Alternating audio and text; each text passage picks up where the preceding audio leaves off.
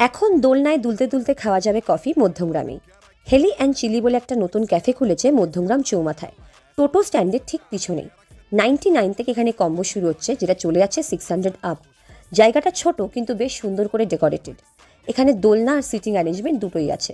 সুন্দর comical images দিয়ে ক্যাফেটা সাজানো, আর ছোট্ট ছোট্ট পাখির লাইটসও আছে, খুবই কিউট দেখতে।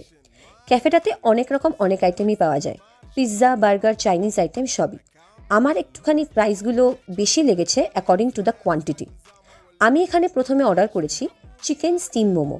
6 পিস মোমো আমাকে দেওয়া হয় উইদাউট স্যুপ। মোমোর সাইজটা আমার একটু ছোটই লেগেছে কিন্তু। সাথে আমি অর্ডার করেছিলাম কফি। দুলতে দুলতে কফি খেতে বেশ ভালোই লাগছিল।